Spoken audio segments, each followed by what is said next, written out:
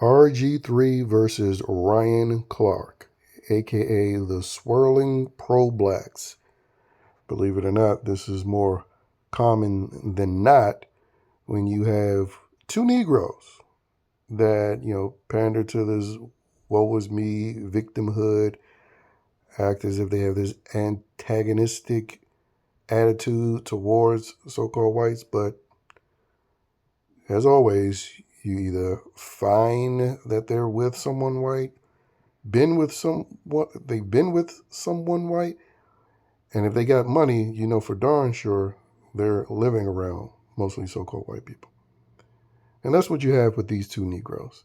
And this all started over them arguing over Angel Reese and Caitlin Clark, who apparently they're still going at her, even though she essentially apologized for being white not too long ago, groveled, kissed their feet.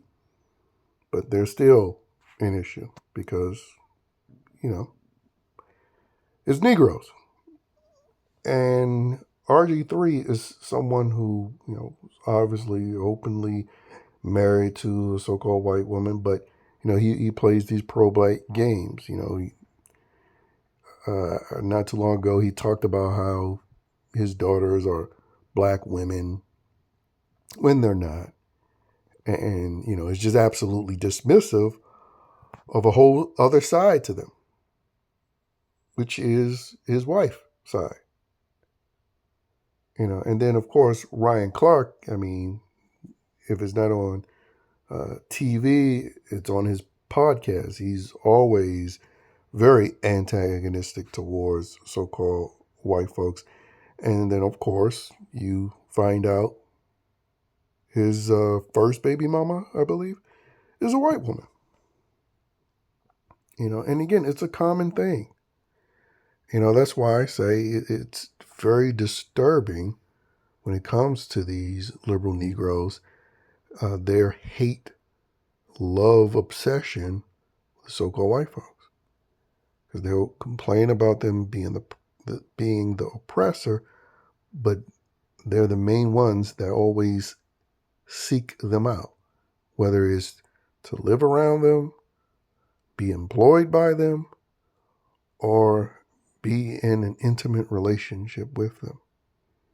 And if you truly felt, this fear of them or this oppression, then you wouldn't seek them out. And guess what? In reality, if it was happening, they wouldn't allow you to seek them out. We know you could just go into Arab nations and see what true oppression really is and how they make it crystal clear of who is the superior ones within their nation. Because, again, Negroes aren't going to Arab nations or Asian nations and talking about the majority population the way they do here in America and in other, Western European nations. But it's that tolerance that has allowed the RG3s and Ryan Clarks of the world to exist. And to me, they're both just obnoxious, insufferable Negroes that pretty much represent that black fatigue term that's been phrased recently. But the black fatigue is just a more recent term, but the reality of the fatigue has always been expressed, especially by other so-called black people, which is why, again, you have Negroes like Ryan Clark that move away and don't live in majority black neighborhoods when they get any sort of money. And the ones that have tried that experiment in order to go back to the community, something ends up happening to them. They get taken out, like a Nipsey Hussle.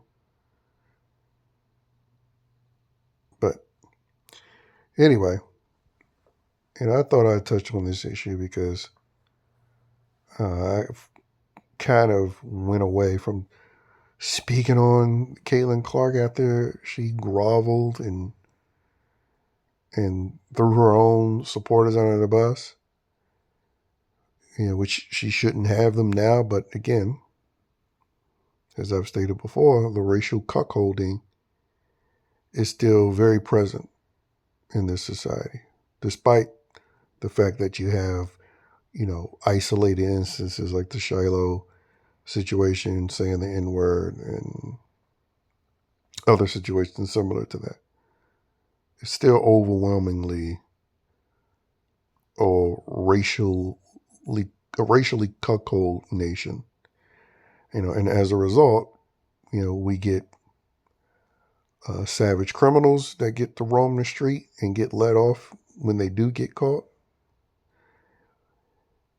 And we get insufferable Negroes like Orion Clark and RG3 talking about their racial victimhood despite the realities of their intimate relationships and the children that have come from those relationships, being half white.